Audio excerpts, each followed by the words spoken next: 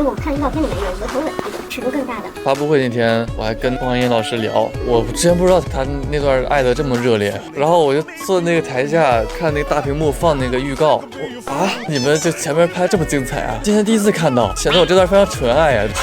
拍摄上这种相对比较亲密的戏，需要心理建设。需要啊，因为那是第一场戏，第一天拍这段。刘老师那天在直播的时候也说了，他那天也挺紧张的，因为第一天拍最后分开那个戏了。我们就在聊最后这场戏大家心里的这个程度要表现到什么程度，然后也聊到那个吻要用什么程度、什么方式去表现啊。我更紧张了。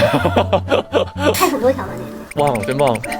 因为这就是正式开始了，不是结束。就他俩这段，他觉得要有一个感情的递进。就我们聊嘛，会问彼此想法。晚上问我额头还是怎么样，我说啊，你们聊吧，你别问我了，这我怎么说呀？是有尝试更亲密的。别问了，没有。开拍之前都在聊，大家都不知道要怎么去塑造，上来就拍最后一场戏，确实很难。离直播就一如乱回那次过去了一段时间，现在再看到网友大家说啊身体好什么的，当下我没有觉得我说了很奇怪的话，我当下就觉得我很紧张。我刚才描述这画面就是您是主持人，他不跟我聊天吗？然后刘老师就在这儿，然后我视线里就能看到他。刚说2句，我就余光就能看到他在看我说话，我就更紧张，我要说的话都忘了。后来我自己回去看那段视频的时候，我真的觉得我在说什么东西啊？因为他单把我这段拿出来的时候非常奇怪。优势就是跟那个大哥说的一样，就是身体相对不，就反正那个飞行员一定会体检的，对。我自己就看着浑身难受，因为我之前演过姐弟恋的戏，我自己也有说过那种台词，就是别人问什么学弟哪儿好啊，然后说什么热血沸腾、身强体壮，大家就把我那个戏的台词跟我那个整到一起，我说根本没有这个意思，但是剪到一起就好像我在说一些奇怪的话。那如果现在让你说荷西在他的几个男朋友当中的优势是什么，你觉得？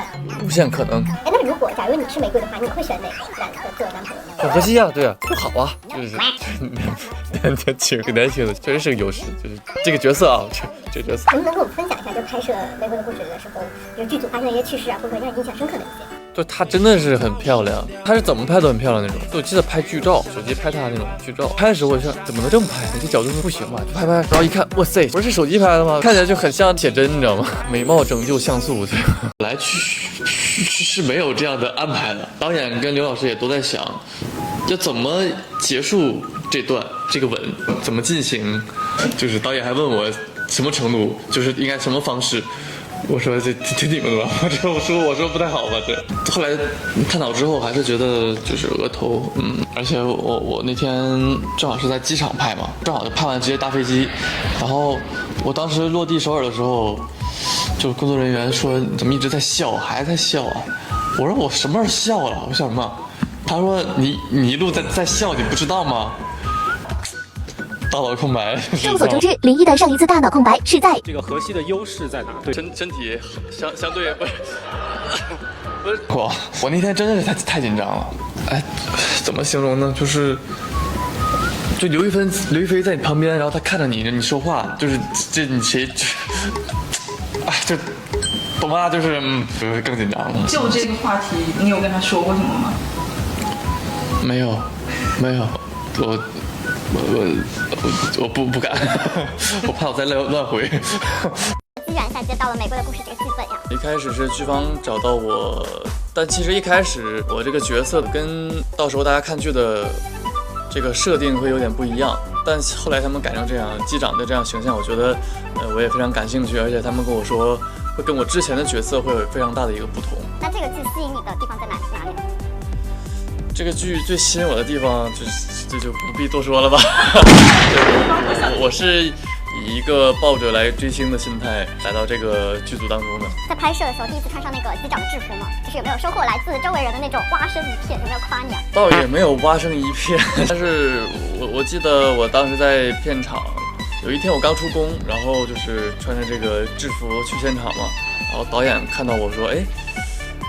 我看着很像那个漫画里的那个感觉，这么高评价，因为我不是很喜欢看漫画。就是你在交差的时候啊，你们不是要上飞机啊，或者要走下嘛？就那种就是情况下，是你比较胆大，还是刘亦菲更胆大呢？我觉得我们都挺坦然的。对于我来说，就是起飞这个过程是让我有点这个紧张的，因为拍摄之前我有去体验去学习一下，带我的那个教练他也很，我不知道应该说他自信还是他太相信我，还是他自己太自信，就是因为他2个驾驶位都会有一个那个操作这个方向的这个手柄，一开始是他把着，然后他突然就松手说你来吧，他说让我握上，我说我握好了，他说你来吧，然后他松手了，我说啊。在空中吗？对，在空中。那我们带入这个心理状态来读一下这个台词，可以吗？中国空中第一救援飞行队G35栋为您保驾护航，无上荣光。那因为剧中那个荷西和黄一梅的年龄差特别大嘛，想知道你觉得姐姐大吗？不大吧，还好啊，还好。我们不上升本人哈。我这角色就觉得还好。你这个姐弟恋中，姐姐和弟弟的魅力分别来自于哪里呢？其实对于荷西来说，黄一梅她很特别。她第一次见到黄一梅，她是带着自己孩子来的，她对她这个人的生活和身份都会有一个比较好奇的一个状态，然后。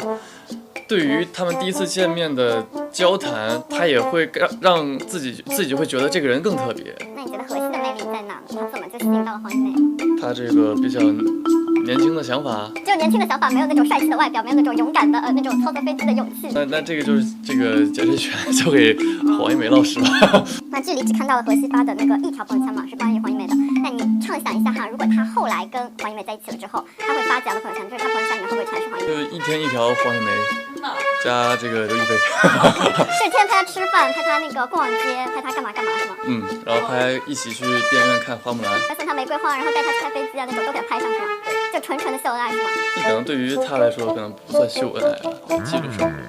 那因为剧里面那个结局嘛，总感觉没有结束，你们不是定格在分别的时候嘛？那你续写一下这个剧情，就是你培训回来了，然后你又遇到了黄一梅，或者是你要去找她了，就是这个故事会怎么展开呢？我自己想象就是我落地就他来机场接我，可以吧？他凭什么接你？你在微信上说好了是吧？不是啊，就是因为我们最后是从机场分开，他送我。那如果让我想象的话，我觉得他来接我是一个很好的再次相遇。他凭啥接你呢？就你跟他保持联系，就一直练了1年，然后回来他就去接你吗？异地恋1年，这也不错，也不错。然后就这里才要感情，你也不管其他的，就是他旁边出现了别的男的呀什么的。我觉得他黄一梅是一个非常有自己想法的人，对，我相信他会做出自己想要的判断啊。合作之前，你对刘亦菲老师的印象来源于哪里呢？很多啊，就是她的荧幕形象，印象深的有很多。最近的《梦华录》，那个有风，要是早一点的《天龙八部》《神雕侠侣》，这都看过了，大家都看过了。那你对她之前的印象是什么？之前的印象就是很漂亮。我觉得我见到本人之后，最大的感受是她有一种跟黄一梅这个角色很相像，感觉她很有自己的想法。那你有就是说在那个节目之前看那当然了，我觉得都会看，就是一样漂亮。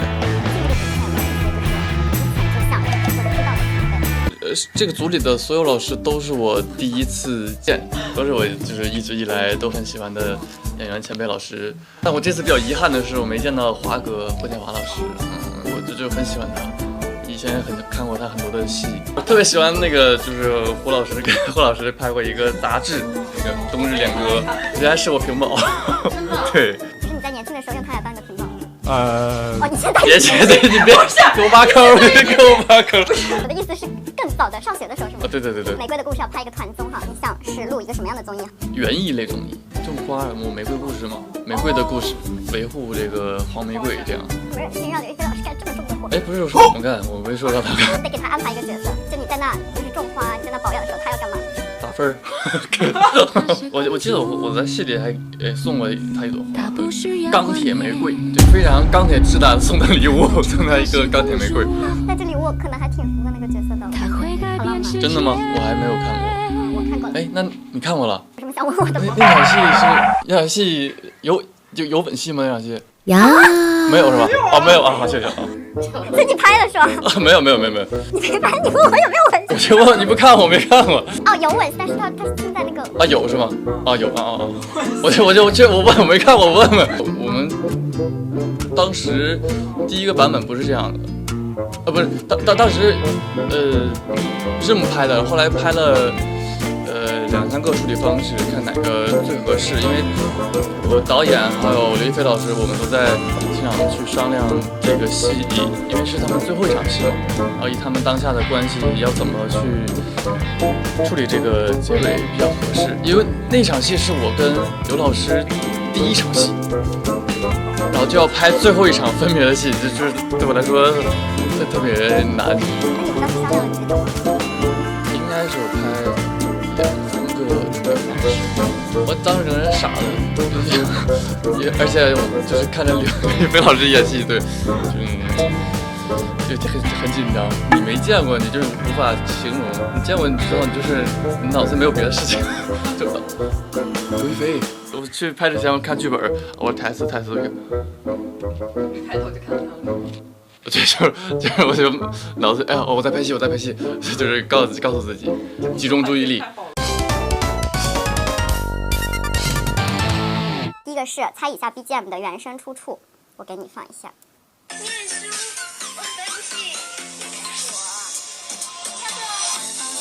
这是某位艺人老师吗？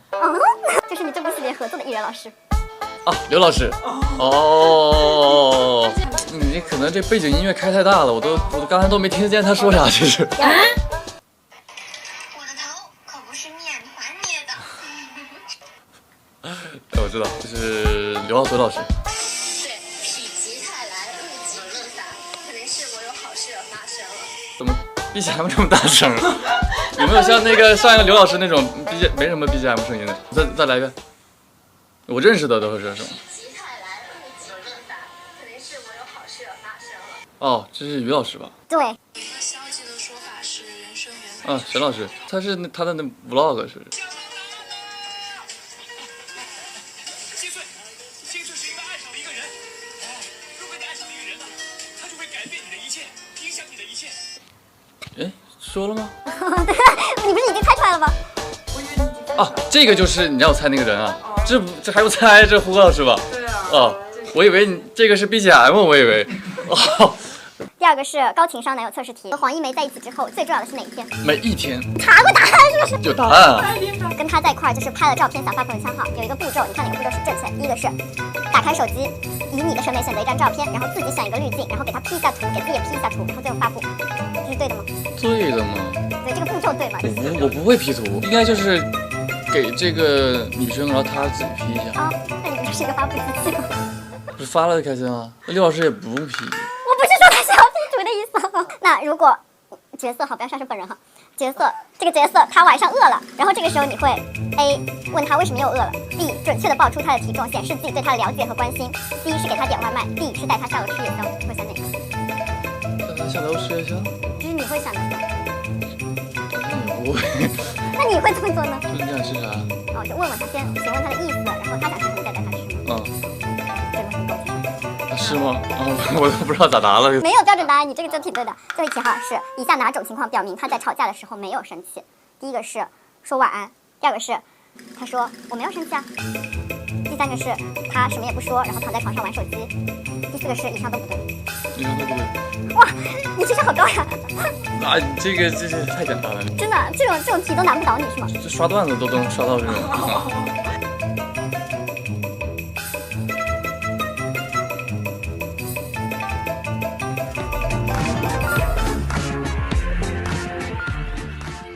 准备达到了，它自然而然会发酵成。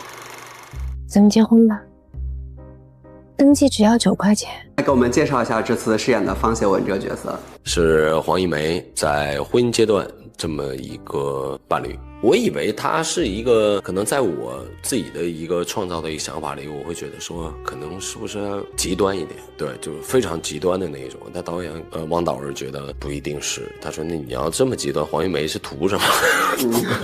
是为了什么？当年包括我们今天中午也采到导演，其实他也说黄一梅选他，就还是因为有爱才会愿意跟他在一起。对，他不是一个说一个很盲目的一个东西，我理解也是，要不然你太极端了，在校园里就受人追捧的这么一个女神级别的一个黄一梅，怎么到方协文这儿就是没有下文了？这人生这是怎么平淡了？我就想开了。不是，我觉得还是导演说的很对，就在特定的时间、特定的一个阶段才触动了黄一梅。这是我先生方协文，我们刚结婚。记得剧里面方谢文有一句台词问黄一梅，他说：“就你跟我在一起是出于真爱还是为疗伤？”从你的角度来看，你是怎么理解的？鹏哥演的那个庄国栋是突然杀回来了，然后方谢文是很有危机感的。这个情况下给黄一梅造成的是他不愿意回头，他想往前看吧。读到剧本，我理解为方谢文这个角色的时候，就是他赶上了好时候。你觉得他在追求中是纯粹真的是出于爱，还是说也带着目的？我觉得还是爱啊，但是呢，方谢文对他的爱喜欢是挺自卑的、不自信的，所以他才能花心思。要不然你说怎么办？他只能去想办法接近啊，用他所想象的真情流露来打动黄一梅。你觉得最初黄一梅吸引方谢文的点是什么呢？美啊，就看外貌吗？就是美，单纯的美，因为他俩不是同班同学啊，没有什么没有交集的，没有交集的，就是那种默默的甜，默默的甜，悄无声息的爱。对，说谁家了？为什么？喜欢。方谢文和黄一梅之间，他们的那个出身和成长环境相差很大嘛？那你是如何看待这种爱情的？你觉得这种爱情有未来？我不反对，但这种你说放在咱们除了戏剧当中啊，就是放在现实里啊，有很多夫妻两人，你们是可以或怎么样，但家庭。方谢文他妈妈对，是不是一个典型的这样的？他可能是对于一个在戏剧上把一个人物塑造一个算是比较极致了。你不去上班，我也能养得起你。什么意思？凭什么你能工作我不行？那你认同他的感情观吗？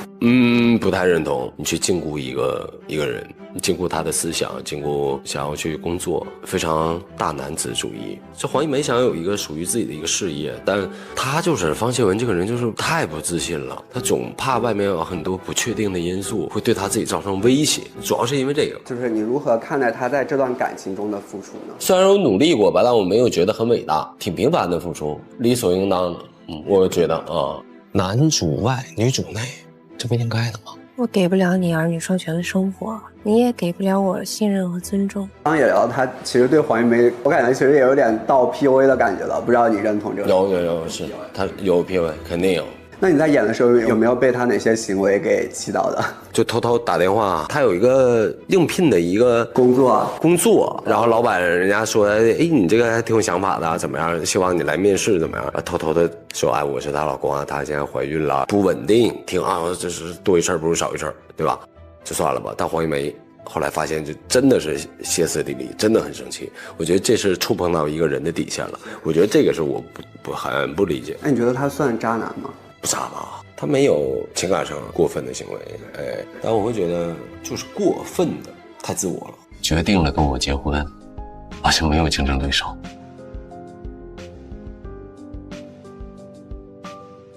谢谢。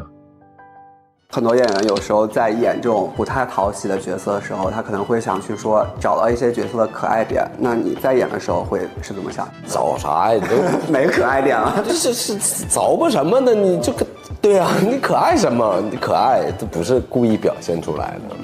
他其实是不太讨喜的角色。你在演的时候会担心到时候出来被观众控诉吗？你说我都演了那么多讨喜的角色了，还差这一点吗？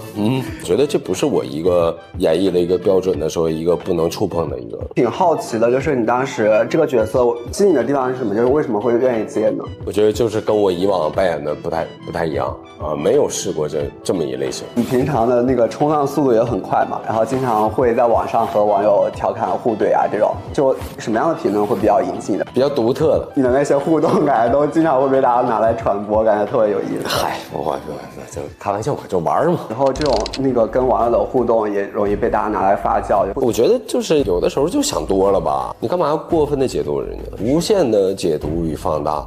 我想问，闲的吗？对啊，这句话也回得很好。